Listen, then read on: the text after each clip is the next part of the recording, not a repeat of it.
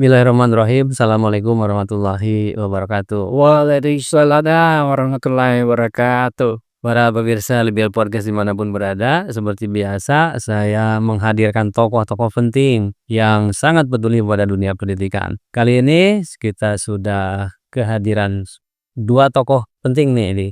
Yang satu di Jawa Barat, yang satu di nasional. Nah itu Bu Bu Sari. Aduh, maaf pelupa nih saya.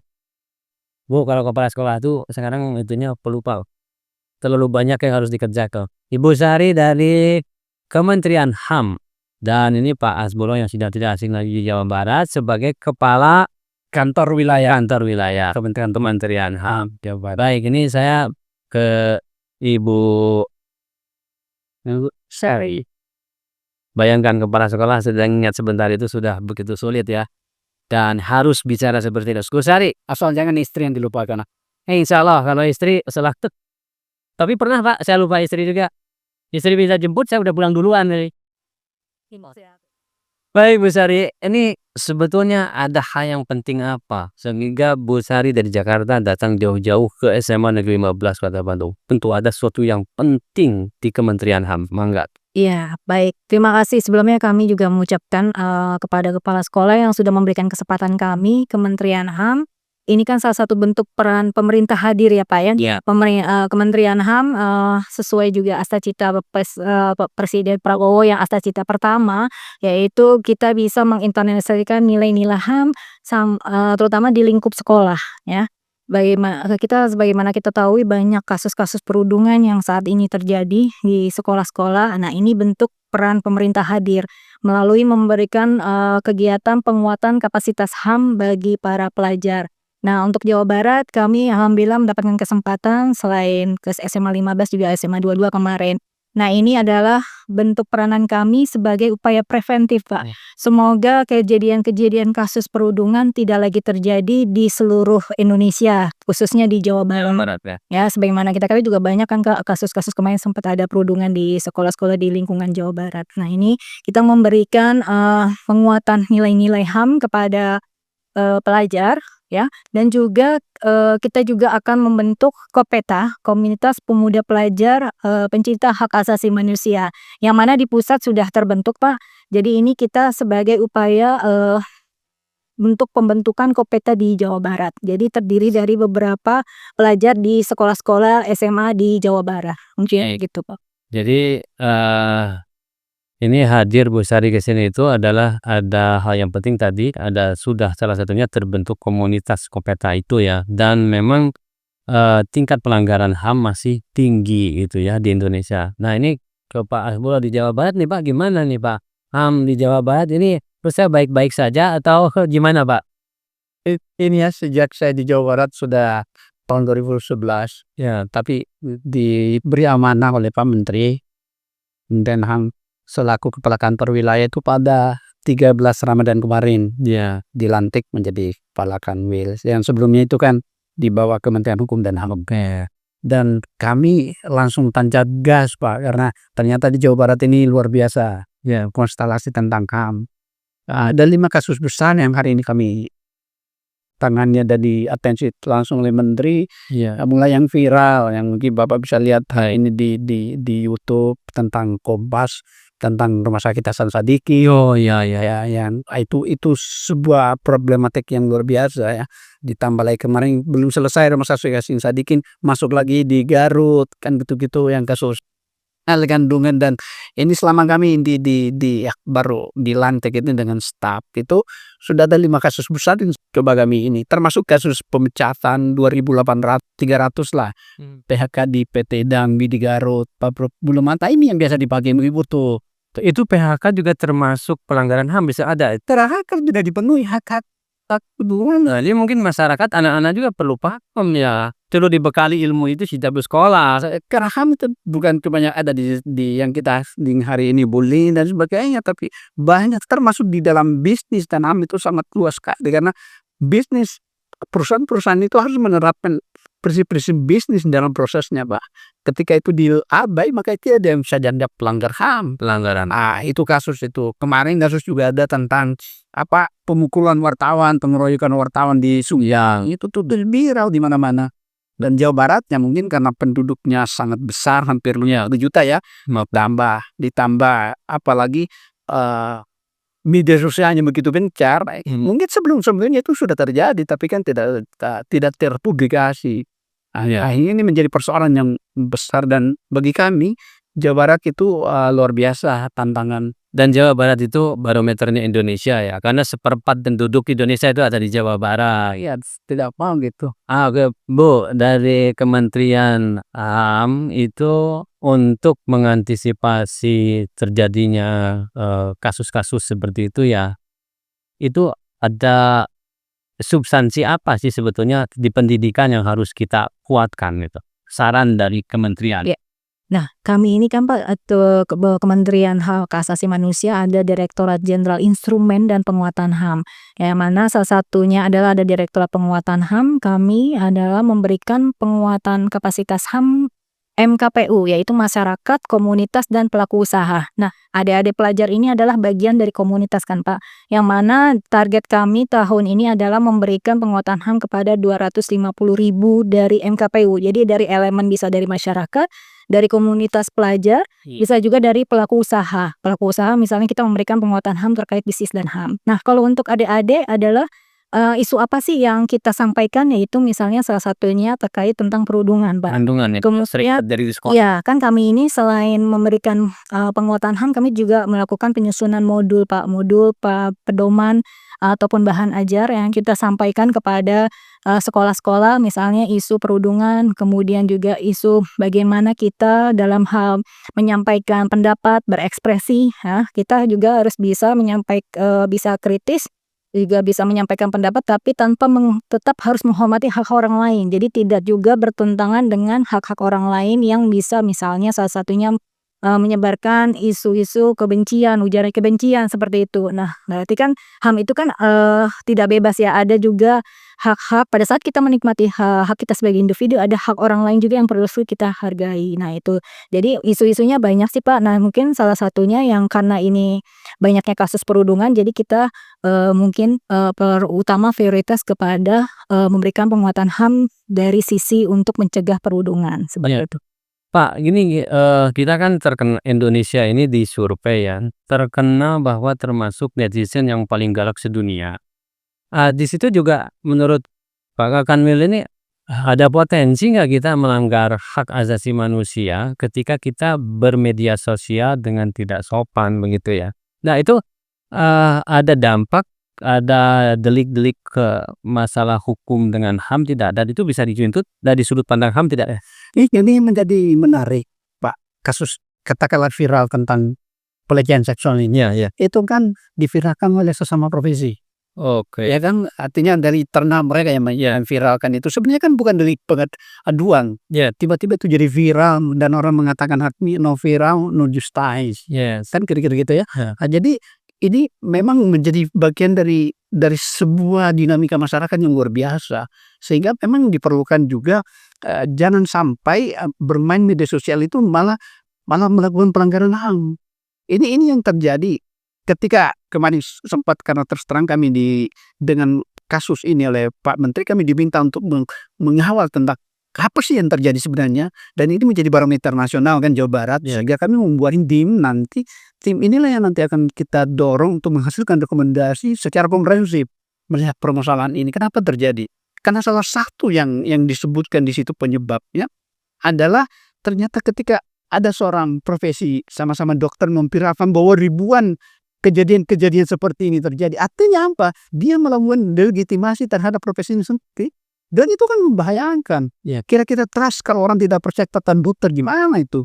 Padahal dokter kita secara totalitas menyerahkan diri kan. Kalau dia percaya dokter buka baju, buka celana, kan tidak bisa kita menolak. Kalau itu bagian dari proses untuk kita berobat kan, kira-kira itu.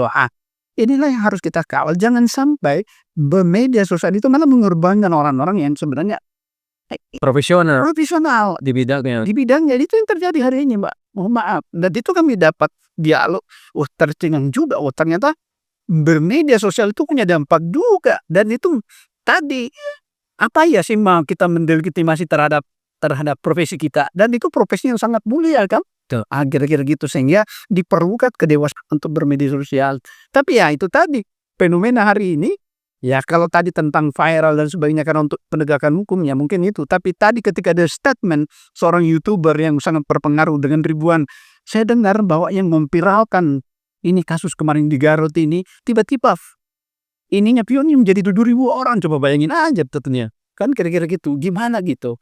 Jadi ada di situ ada kepentingan pribadi orang bermain untuk mengangkat aib orang, mengangkat dirinya sendiri jadi terkenal. Dan kan dapat fee. Akhirnya kan orang itu profit, menghilangkan nilai-nilai kemanusiaan. Ya, wah ini media sosial ini berbahaya sekali.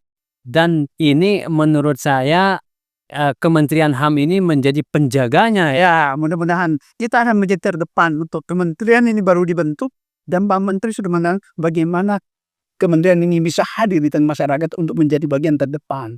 Nah, Bu, sekarang kan kalau masalah itu masyarakat no viral, no justice ya kan. Kenapa selalu hal-hal yang sifatnya kontroversi kita angkat di media sosial? Gini, sekarang di Kementerian HAM, bagaimana kalau kita viralkan itu yang baik-baik gitu? Ya, Nah, ini dari Kementerian HAM, kira-kira strateginya seperti apa tuh? Supaya kita pemahaman tentang HAM itu supaya bisa masif, banyak didengar, banyak diapresiasi oleh masyarakat. Gimana nih Kementerian? Justru itulah kita pentingnya membentukkan Kopeta, Pak. Jadi kita bagaimana menjadikan adik-adik ini duta-duta HAM.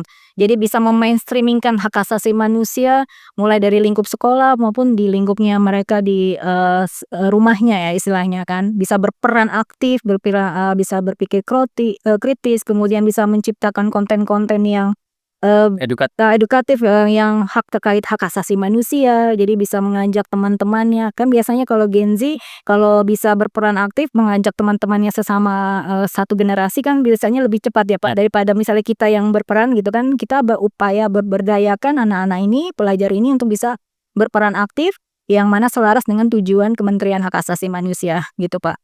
Jadi bisa bisa bermanfaat banyak Pak bagi orang lain juga adik-adik ini. itu tadi Pak dari pusat. Kami dari Jawa Barat, saya sejak masuk di Jawa Barat 2011. Saya sangat prihatin melakukan otokritik terhadap kementerian saya waktu itu, Kementerian Hukum dan HAM. Karena yang selalu dibangun itu penjara. Ya kan selalu kalau orang bermasalah giring ke penjara. Sementara penjara kita hari ini kan over kapasitas. Ya itu kan di mana-mana hari ini sudah over kapasitas. Over kapasitas. Dan itu penjara hari ini orang mengatakan bukan lagi tempat ideal untuk kita memberi orang kesadaran. Karena waktu dari penjara dia lebih jahat, dia lebih kriminal. Oleh karena itu waktu saya di Jawa Barat dengan Pak Gubernur itu Pak Ahed, coba kita mendesain. Tadi kalau dipusatkan Kopeta, kami sudah ada namanya di Jawa Barat, dan mungkin Pak Toto sudah tahu itu ya, Forum Pelajar Sadar Hukum dan HAM Jawa Barat, dan itu singkat FPSH Jawa Barat. Kebetulan ide itu mimpi saya untuk dijadikan role model secara nasional. Karena kami sadar bahwa jauh lebih efektif, jauh lebih mulia ketika itu hulunya kita benahi. Bukan di hilirnya kan. Ini yang selalu dilakukan hari ini. Kalau orang melanggar hukum, bangun penjara, kasih masmur. Itu kan tidak menyelesaikan masalah. Itu kan hanya bayangkan berapa uang yang harus dihabiskan untuk membangun penjara dan sebagainya. Hanya shock terapi aja. Dan hari ini peradaban kita kalau diukur, itu kan semakin banyak orang masuk penjara. Artinya kesadaran hukum dan HAM kita itu lemah. Oleh karena itu kami di Jawa Barat sudah memulai itu 12 tahun yang lalu. Tahun 2012 itu kita sudah mulai Forum Pelajar Sadar Hukum HAM, itu yang kami akan kolaborasikan nanti dengan Kopeta HAM. Karena toh anak-anak ini juga yang memainkan peran itu di Zaru. Dan itu bagi saya mereka main di media sosial itu luar biasa Pak. Mereka kalau ada anggota kami itu seorang sesama jadi pembicaraan internasional kemarin, anak dari Jawa Barat, dari kampung pulau sana, dari Sukabumi, Jampang gitu. Jadi sekarang pembicaraan internasional pada momentum Hari HAM sedunia. Dan itu dari Jawa Barat. Itu adalah orang-orang yang kita sudah siapkan hari ini. Jadi itulah kebanggaan saya. Mungkin selama di Jawa Barat tidak bisa dalam materi, tapi itulah mungkin kepuasan batin. Yang selama ini kami lakukan, bagaimana menyiapkan generasi muda untuk bisa lebih ini. Dan Bapak kalau searching di media sosialnya tentang FPSI itu, Bapak bisa lihatlah. Mereka pemain media sosial yang luar biasa.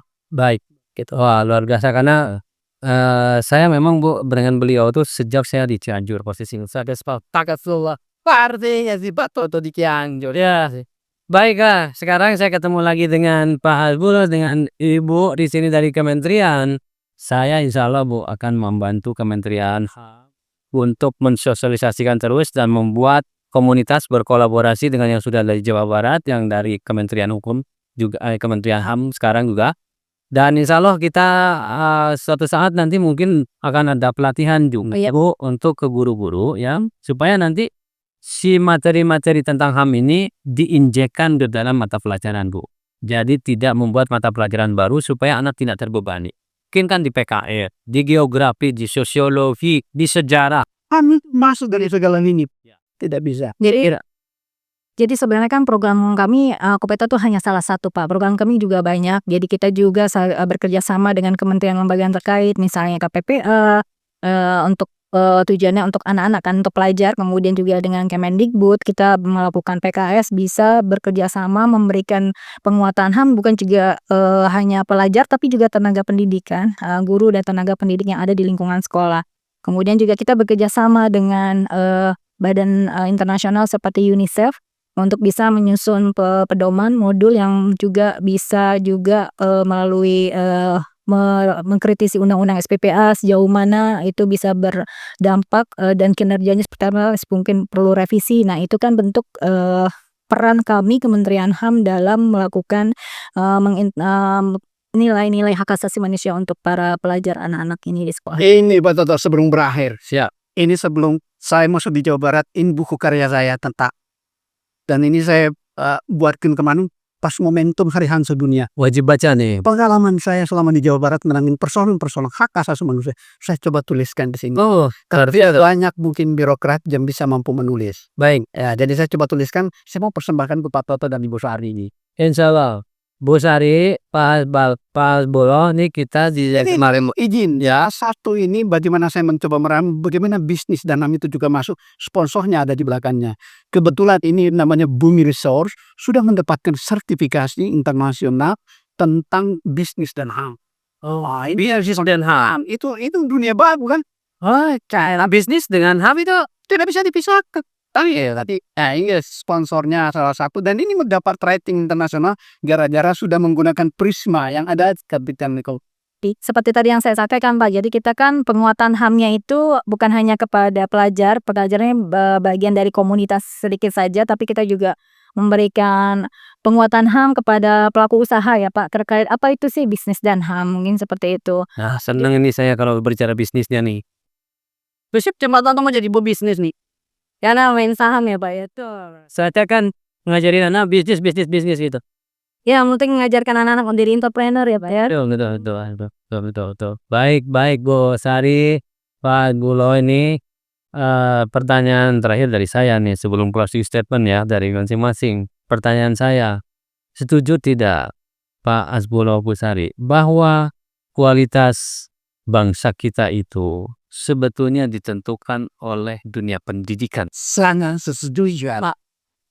Wah, bangsa ini harus dimulai dari pendidikan. jadi pendidikan itu adalah penting dan harus jadi prioritas semua warga negara. Sangat.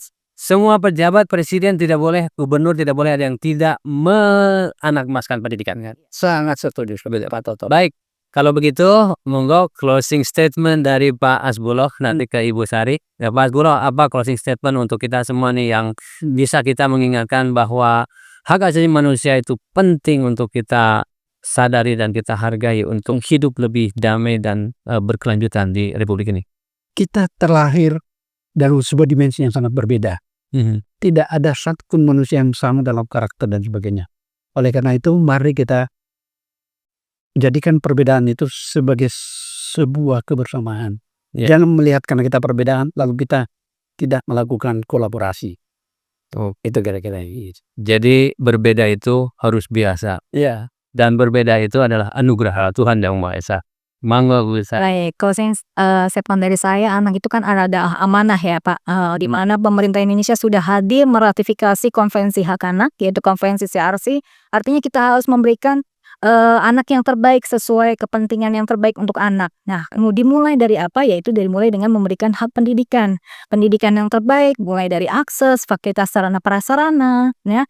Artinya itu adalah untuk kepentingan terbaik bagi anak-anak, supaya anak-anak ini bisa menjadi generasi penerus kita yang dapat kita banggakan untuk kemajuan negara kita Indonesia. Begitu. Baik, terima kasih sekali dan kita bersyukur para pemirsa kita punya pemimpin-pemimpin di Republik ini yang betul-betul mengerti dan mementingkan dunia pendidikan dan kita buktikan hadir dari Pak Hasbuloh, dari Kementerian HAM, dari Ibu Sari juga sangat menghargai dunia pendidikan. Mari kita junjung tinggi dunia pendidikan ini sebagai dunia yang akan melahirkan generasi-generasi emas di 2004. Kita kembali ke literasi. Kembali ke literasi. Insya Allah Dunia pendidikan hari ini. banyak membaca karena membaca itu basicnya daripada orang-orang berkualitas di muka bumi ini.